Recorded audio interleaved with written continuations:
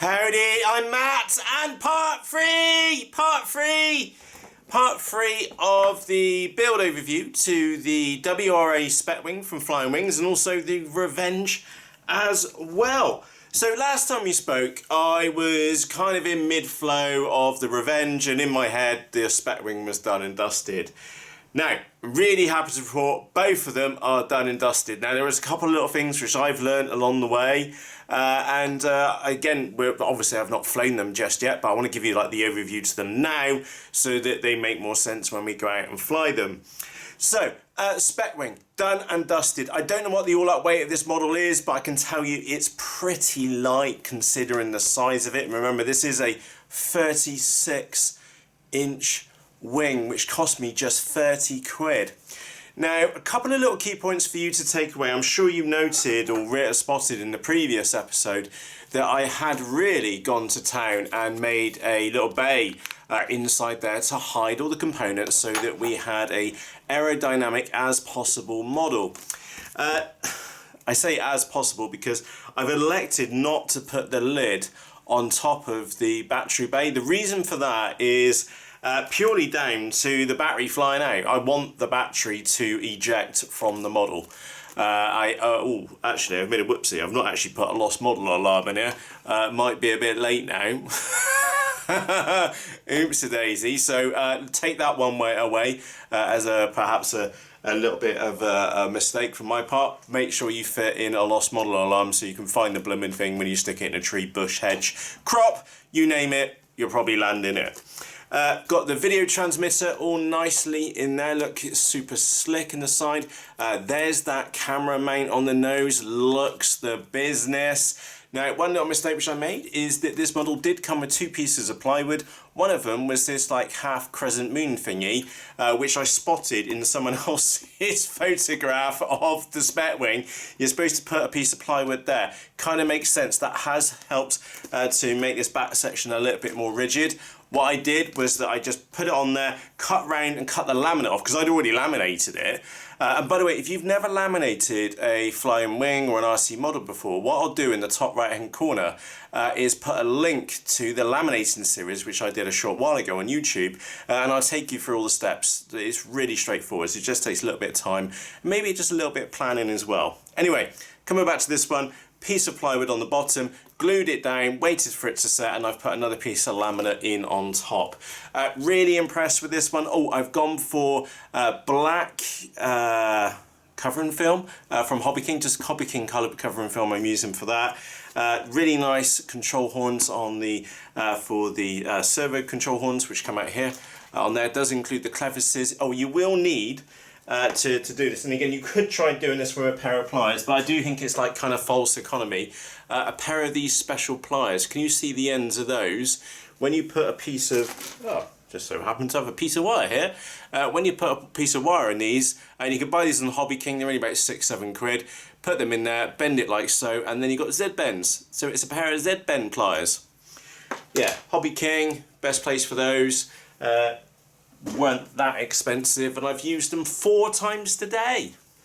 Brilliant. So they've kind of paid for themselves, especially if you consider fiddling around with long nose pliers. The other thing which you haven't seen is that I've used Blendum tape, again a Hobby King product. You can buy it from Boots and places like that, but Blendum tape to do the surfaces themselves. I did sand them up as well. You don't know where you can work out the angle on there, but I did sand. I've got a belt sander in my little workshop, and I belt sanded those edges to get a 45-degree edge on them, and again just rounded this rear edge out as well. A Spec Wing, it's got a CG. I can't remember what it was. I'm sure I'm hitting it. It just feels about right on there. To be honest, I didn't really read the manual on either of them. In fact, I'm a bit worried because I don't know what the CG on that one is. I really should look it up, or maybe ping Dave, for example, and find out what it is. Anyway, Spec Wing, really impressed with that. If you have any questions about this, remember, generally my answer is going to be, it was 30 quid. 30 quid. It's come out really well. Really well. Quite impressed with that one as well. And I've painted it green so they can see me in their goggles as they're chasing me along the flight line and not the other way around. Right. This one is the Revenge. I'm sure you've met her before because this is now part 3. She's built up, and yeah, well, it's a straightforward build, and it was quite fun to build, if I'm honest. Really straightforward. Nothing really untowards on this one. I have kind of put a nice big motor on the back end of her. That is gonna haul serious us on the flight line. Gonna be mental with that on there. I have mounted, or bottom mounted, a 60 amp ESC on the bottom. If we look at that that way, we will see that she will catch some air. I think I need to put a little bit of sellotape on there just to try and hold it there a little bit. I'll put sellotape and I'll see how that does. If that doesn't work out, then I'll put laminate on there just to hold it down. And I have laminated this model really straightforward. Start with the fuse section, top and bottom, and of course you've got this little awkward bit at the back. That's really straightforward. The most awkward piece on this entire model was not building the model, not putting any electronicals in there. It was actually laminating this nose section. That was a little bit tricky. It's not impossible, but it was a little bit tricky just to get the angles right. Oh, I have 3D printed, you'll see these little braces just here. They are actually meant for the full-size Sky Hunter. If you look them up on Thingiverse, I'll tell you what, I'll put a link in the video description. I scaled them down and then printed them off. They're about half the size of what they should be, just to add some extra vertical support to these stabilizers, and that is critically important with this model. You would not want for these stabilizers to bend over, especially if you consider there is no horizontal fins on either of the wingtips either. So if one of these was to bend over, it could cause some fun flight characteristics. Oh, I've gone for ease. I've got the I'm using a Run Cam Sparrow, the original Sparrow. They were on offer for $25 on Banggood. I have no idea what this camera's like. Look out for a later review on them. I paid $25 for two. Yeah, well, they were $25 each. I'll find out if they're any good. By the looks of it, they do have an OSD built in, so that's happy days. Not even fired that bit up yet. This tail section is a complete mess. Absolute mess. Let me put this down. We'll zoom in. And I'm just going to point to parts of my mess. So we have the ESC back there. There's a bit of DW Rainbow Wing, one of my original ones which I had, which I've cut up, and that's just holding the ESC down at the back. The wires do go through a hole which I melted in with the blowtorch. There we go. Which I did melt in with the blowtorch. Goes through so that all the wires are inside. Nice tidy finish there. The wires come through. We've got the ESC there. Now I am not using the beck from the ESC. Instead I have a separate dedicated beck. I wonder if I can just pull this lot out. Yeah. So you can see what's going on there. I have a separate beck, U-beck, a couple of dollars off Banggood again, to power this. The reason being is I'm a little bit worried about brownouts, is that I think I'm going to be pushing that motor to its limits with that propeller, and especially because I'm going to be flying on 4S. I should be using an 8x4. I don't have an 8x4 prop, or I couldn't find one at least, so I'm using an 8x6. So that's quite an extra bit of grabbiness in that propeller. So me being cautious and playing on the safe side, I've gone for a separate back just in case we do get a brownout. The receiver at least is being powered separately by a U-beck. Now I have set up a low pass filter for the FPV feed. That's nothing special. All I've done, and it's a little bit awkward because the wires are down there out the way, is that I got the video transmitter up on the top. I've used a resealable cable tie just to hold it still on the lid, and you have to excuse my bit of masking tape. I do use masking tape an awful lot. Anyway, the cable's in there. That's all wired up. I need to just quickly test that in a minute, but I'm sure the wire will be fine for that because I did pause to take note on there. It's not that pretty inside this model, if I'm honest. My plan of using a 5200 4S is perhaps out of the window, just because of the mess which I've made here. So I will be maiden in this model with a 2200 65C Zippy battery, and I'm sure that will go fine. That said, this model, let me zoom back out again, really straightforward build, really straightforward, nothing complicated in it at all. I think there just one area which I'd like to have seen some improvement on is a piece of plywood inside that fuselage, so it was very easy to click these two pieces together, and then you know that they're in exactly the right place. Okay, I think that's one bit of feedback which I'd have for flying wings, but remember this kit was only 40 quid anyway, so we can't moan too much. What I have done in the interim is that I've got some E6000 glue, some of this glue. I'll put a link to that in the video description. Super cheap, works brilliantly with EPP foam. Just make sure you use it in a well ventilated area because it's not nice stuff, okay, but just it works brilliantly with EPP foam.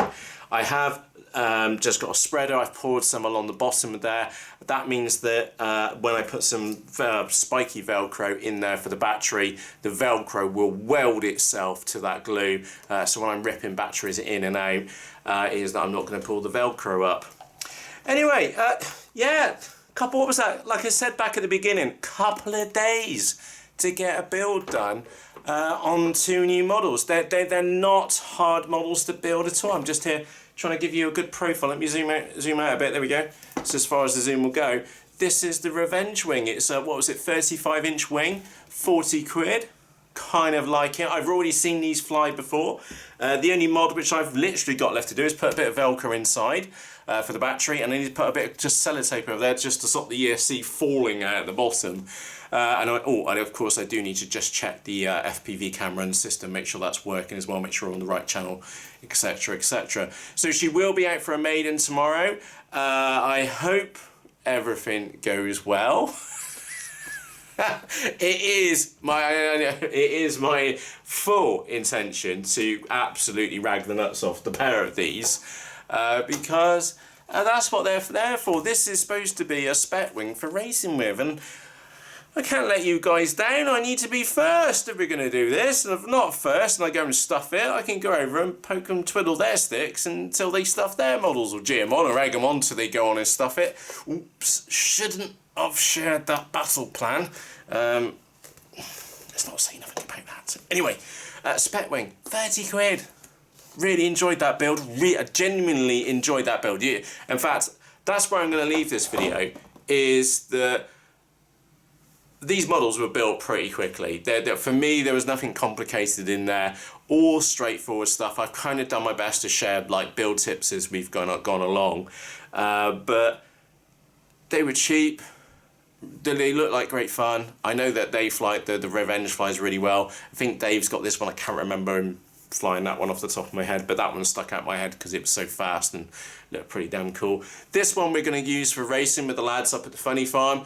We get 4, 5, maybe even 6 of us up with the same kind of wing, at least the same kind of powertrain anyway, all running on 3S with the same motor and the same details, well, roughly the same stuff. It should be really good fun. I'm really looking forward to that. We're not like a racing club. We're not going to hold everybody to like precise details. But as long as we've got the same 3S battery, the same motor, same prop, and to be honest, I couldn't find again, shh, don't tell anybody, I couldn't find a 6x4 prop. I could only find a 6x45, so perhaps I'm cheating a little bit, but I will let the guys know that I've got a 6x4, 4.5, not a 6x4 on there.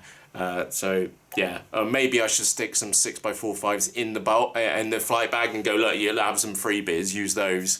Maybe that'll fare out the ground, because I just literally don't have a spare 6x4 prop anywhere. And the Revenge, like I said, we already know this one flies really good. Again, maiden day tomorrow. It's gonna haul serious arse across the flight line. Just look at the size of that motor, completely the opposite way to Dave's, actually. I think there was I was chatting to somebody earlier and I said, oh, make sure yours is faster than Dave's tomorrow. But on a serious point, I think it really will be. That is a great motor. It's a great motor and prop combo. I know that I'm overpowering the motor and the ESC a little bit, but who cares if it means that I'm faster on a straight line. That is classed as happy days. And of course, I could always tweak that and maybe put that huge, great big Cobra motor on the back. Anyway, that's enough from me. If you have any questions about either of these models or any of the build techniques which we've had as we've gone through this like build overview series to both the Revenge and the Spec Wing, please just ask in the comments section underneath this video. Remember, we do have a Facebook group which goes along with the Ragnar Lutsoff channel. There's a link to that in the video description. I will in this episode put all the parts and the details which I've been used for both of these models in the video description, so you can copy my layout, my design, the parts which I've been in use for mine. And on that note, it is time for me to go. I'd like to say a massive thank you to you for taking the time to watch this episode, and I'll see you again shortly. Hopefully, for two very, very successful maidens. Now, actually, that leads me to one point. If you're new here, and if you've just been like watching part 1, 2, and you should watch part 3, and you're about to go and watch part 4, which will hopefully be the maiden, and you're not subscribed yet, underneath this video there's a red button underneath Matthew Ogborn. Click on subscribe, and of course if you'd like to be notified when the next video out is perhaps when the maiden video is out, hit the bell icon, choose your option, and click OK. Anyway, from myself, Matt, as always, cheerios!